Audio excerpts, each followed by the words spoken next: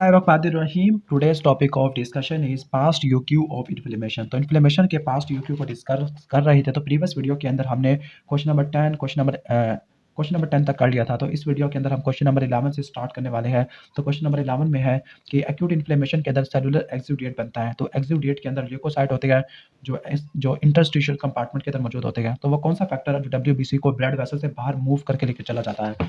तो आप हेडिंग बेशक तैयार कर लो। एक है मार्जिनेशन, दूसरा रोलिंग है, इसके बाद इंटेग्रिन की एक्टिवेशन है और फिर ट्रांसमाइग्रेशन होती है। ये फैक्टर्स होते हैं जो मूव करा देते हैं WBC को वेसल को लीव करने के बाद इंटरस्टिशियल कंपार्टमेंट में ले जाते हैं। रोलिंग है, इंटेग्रिन एक्टिवेशन है, स्टेबल एडिशन है और माइग्रेशन होती है। जो माइग्रेशन होती है CD31 या PCAM1 की वजह से होती है, स्टेबल एडिशन इंटेग्रिन की वजह से होती है, इंटेग्रिन की एक्टिवेशन कीमोकाइन से होती है, जबकि रोलिंग सिलेक्टिन से होती है। जो आगे सिलेक्टिन है वो ई सिलेक्टिन है, पी सिलेक्टिन, एल सिलेक्टिन होता है। इंटेग्रिन के भी बहुत सारी टाइप्स होती है, लाइक VLA4 है, LFA1 है, इंटेग्रिन होते हैं, ठीक है, जो कि हाई एफिनिटी स्टेट के अंदर मौजूद होते हैं। जबकि जो ट्रांस माइग्रेशन होती है या डायपटेसिस होती है वो CD31 या PCAM की वजह से होती है। इनको डिटेल से मैं प्रीवियस वीडियो में एक्सप्लेन कर चुका हूँ, तो आप वो वीडियो देख लेना। इसके बाद नेक्स्ट है what are the objective of their exudation, यानी वो क्या करते हैं।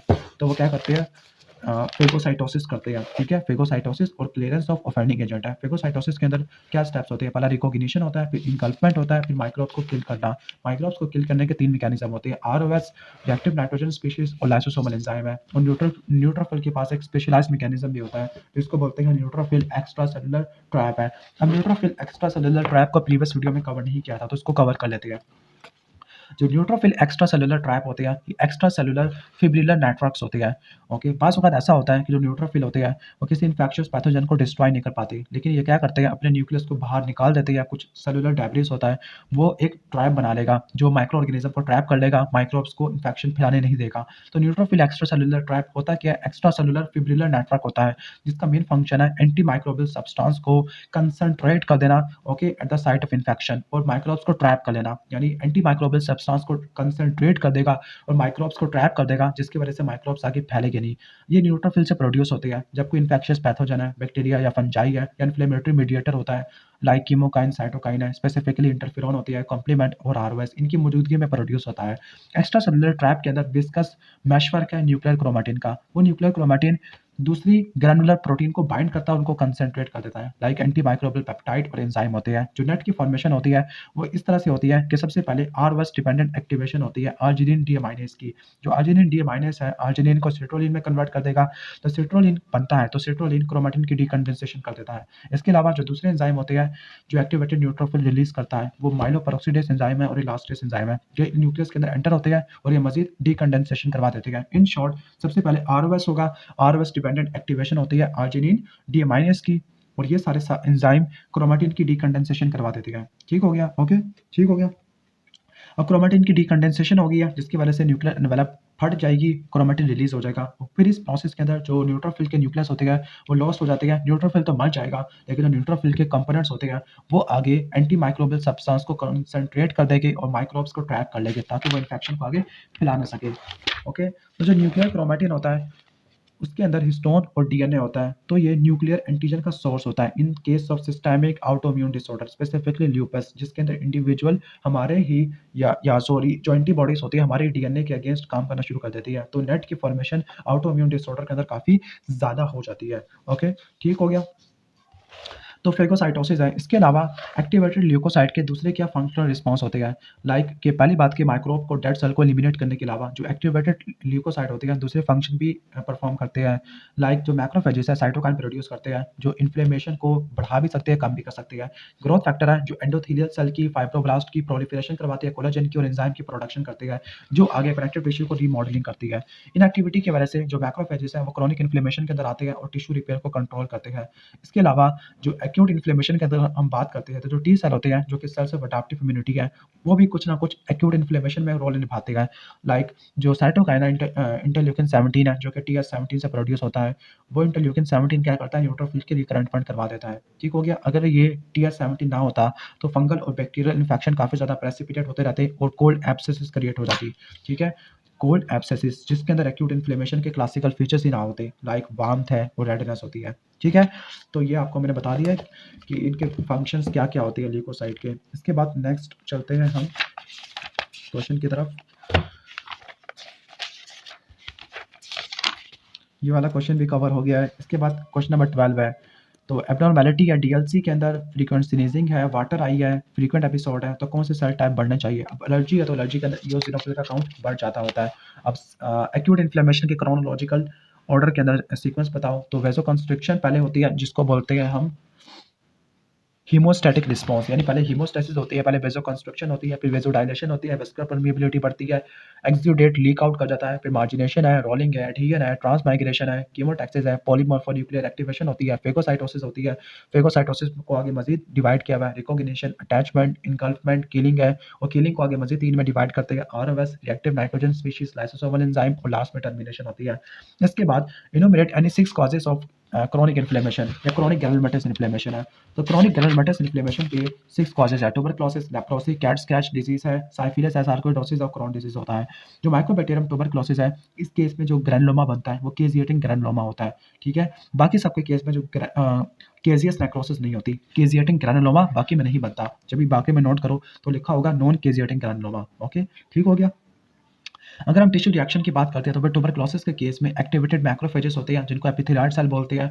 फिर इनको कवर करने वाले फाइब्रोब्लास्ट और लिम्फोसाइट होते हैं। कभी कभार आपको लैंगहैन जायंट सेल भी देखने को मिलते हैं। सेंटर वाले एरिया में नेक्रोसिस होगा, एमॉर्फस ग्रैनुलर डेब्रिस होती है और एसिड फास्ट बेसिलाई भी होता है। लेप्रोसी के केस में जो एसिड फास्ट बेसिलाई है वो मैक्रोफेजेस के अंदर होता है, नॉन केजिएटिंग ग्रैनुलोमा है। साइफिलिस के केस में गुम्मा बनते हैं। Okay, gumma microscopic to grossly visible lesions होती है, हिस्टियोसाइट को इनक्लोज करती है, प्लाज्मा सेल के इन्फिल्ट्रेट होती है, सेंट्रल सेल नेक्रोटिक होती है लेकिन सेलुलर आउटलाइन प्रिजर्व नहीं होती। कैट स्क्रैच डिजीज के अंदर राउंडेड या स्टीलेट शेप ग्रैनुलोमा बनता है जिसके सेंटर ग्रैनुलर डेब्रिस होता है और रिकॉग्नाइजेबल न्यूट्रोफिल होते हैं, जॉइंट सेल ना होने के बराबर है। सार्कोइडोसिस में अबेंडेंट एक्टिवेटेड मैक्रोफेजेस होते हैं जिसको हम एपिथेलियल सेल बोलते हैं। जबकि क्रोनिक डिजीज के अंदर क्रोन डिजीज के अंदर जिसको इन्फ्लेमेटरी बाउल डिजीज बोलते हैं उसमें नॉन केजिएटिंग ग्रैनुलोमा बनता है। इसके बाद enlist the 4 types of macrophages as a type part of reticuloendothelial system है। तो मैक्रोफेजेस वाले टॉपिक की तरफ आ जाते हैं। ओके, तो मैक्रोफेजेस जिस जगह पे जाते हैं तो वहाँ पे इनका नाम चेंज होता है। लाइक लीवर के अंदर हम इसको कुफर बोलते हैं, सप्लीन और लिम्फ नोड के अंदर हम इसको साइनस हिस्टियोसाइट बोलते हैं, सीएनएस के अंदर माइक्रोग्लिया सेल है, लंग्स के अंदर एल्वियुलर मैक्रोफेजेस है। इन सबको मिला के हम मोनोन्यूक्लियर फेगोसाइट सिस्टम है या फिर इनको रेटिकुलो एंडोथेलियल सिस्टम भी बोल सकते होते हैं। इसके बाद चलते गए हम, अच्छा यहाँ पर हमने सारे लिखे हुए हैं। लाइक एडिपोज टिश्यू में एडिपोज टिश्यू मैक्रोफेजेस है, बोन मैरो या ब्लड के अंदर मोनोसाइट है, लिवर के अंदर कुफर है, लिम्फ नोड में सप्लीन में साइनस हिस्टियोसाइट है, लंग्स के अंदर एल्वियुलर मैक्रोफेजेस है, कनेक्टिव टिश्यू के अंदर टिश्यू मैक्रोफेजेस है जिसको हिस्टियोसाइट बोलते हैं, जॉइंट सेल बना सकते हैं। स्किन और म्यूकोजा के अंदर लैंगरहैंस सेल होते हैं, सीएनएस के अंदर माइक्रोग्लिया होते हैं, प्लेसेंटा के अंदर हूफ बॉर सेल होते हैं, किडनी के अंदर इंट्राग्लोमेरुलर मेसेंजियल सेल होते हैं, बोन के अंदर ऑस्टियोक्लास्ट होते हैं, ग्रैनुलोमा के अंदर एपिथेलियल सेल होते हैं। Okay, red pulp of spleen के अंदर साइनस हिस्टियोसाइट होती है और पेरिटोनियल कैविटी के ऊपर पेरिटोनियल मैक्रोफेजेस है। तो ये टेबल काफी ज्यादा इंपॉर्टेंट है तो उसको तैयार कर लेना। इसके बाद एक्यूट इन्फ्लेमेशन के स्टेप्स पूछ रहे हैं तो पहले मैं एक्सप्लेन कर चुका हूँ। वैस्कुलर चेंजेस और सेलुलर इवेंट होता है। वैस्कुलर चेंजेस में वेसोडाइलेशन है, वैस्कुलर परमिएबिलिटी का बढ़ जाना। सेलुलर इवेंट के अंदर ई माइग्रेशन होती है, पहले मार्जिनेशन, रोलिंग, एडहेजन, ट्रांसमाइग्रेशन है, ये वाले स्टेप्स है। कीमोटैक्सिस है, पॉलीमॉर्फोन्यूक्लियर एक्टिवेशन होती है, फेगोसाइटोसिस होती है और लास्ट में टर्मिनेशन होता है। फिर सेलुलर इवेंट्स के बाद मीडिएटर पूछ रहे हैं लाइक वेसोएक्टिव अमाइन है और सिरोटिनिन है, वेस्कुलर परमिएबिलिटी को बढ़ाते हैं। C3 है, C5 है, नेफ्रोटॉक्सिन होते हैं, मास्ट सेल से हिस्टामिन को रिलीज करवाते हैं। C5 है, कीमोटैक्सिस भी करता है। C3 भी ऑप्सनिन होता है। C5 बी से लेकर 9 तक मैक होते हैं। ब्रैडिकाइनिन वेस्कुलर परमिएबिलिटी करवाता है, पीन भी करवा देता है, स्मूथ मसल की कॉन्ट्रैक्शन करवाता है, ब्लड वेसल को डायलेट करता है, थ्रोम्बोक्सिन A2 प्लेटलेट की एग्रीगेशन करवाता है, वेस्कुलर वेजो कंस्ट्रक्शन करवाता है, प्रोस्टासाइक्लिन वेजो डायलेशन करवाता है, एग्रीगेशन को मिनिमाइज कर देता है। C4 D4 E4 vascular permeability को बढ़ा देते हैं और वेजो कंस्ट्रक्शन करते हैं। प्रोस्टाग्लैंडिन और ल्यूकोट्राइन आउटोकॉइट्स में आते होते हैं। ओके, आगे लिखा हुआ what are the effect of interleukin 1 and tumour necrosis factor alpha in the inflammation. तो मैं आपको पहले ऑलरेडी एक्सप्लेन कर चुका हूँ कि 3 इफेक्ट होते हैं, एंडोथेलियल एक्टिवेशन है, ल्यूकोसाइट की एक्टिवेशन होती है। ओके, ठीक हो गया। यहाँ पर एंडोथेलियल एक्टिवेशन है, ल्यूकोसाइट एक्टिवेशन है और इसके बाद सिस्टेमिक एक्यूट फेज रिस्पॉन्स आते हैं। तो ये 3 हेडिंग है और इस डायग्राम को अच्छे तरीके से करके जाना। इसके बाद describe the morphology of local इन लियन कॉजेज बाय ट्यूबरकुलस इन्फेक्शन है। तो टीबी की वजह से जो लियन है उसकी मॉर्फोलॉजी एक्सप्लेन करनी है। तो हम आ जाते हैं क्रोनिक ग्रैनुलोमेटस इन्फ्लेमेशन के अंदर। तो ये मॉर्फोलॉजी लिखी हुई है, ठीक है। तो हीमाटॉक्सिलिन और इयोजिन प्रिपरेशन के अंदर देखा जाए तो ग्रैनुलोमा के अंदर जो मैक्रोफेज होते हैं एक्टिवेटेड होते हैं, पिंक ग्रैनुलर साइटोप्लाज्म होता है। इनकी सेल बाउंड्रीज को डिफरेंशिएट नहीं कर सकते, that is why they are called epithelioid cell. जो एपिथेलॉइड सेल की एग्रीगेट होती है उनको सराउंड करने वाला कॉलर ऑफ लिम्फोसाइट होता है। जो ओल्डर ग्रैनुलोमा होते हैं उनको सराउंड करने वाला रिम ऑफ फाइब्रोब्लास्ट और कनेक्टिव टिश्यू होता है।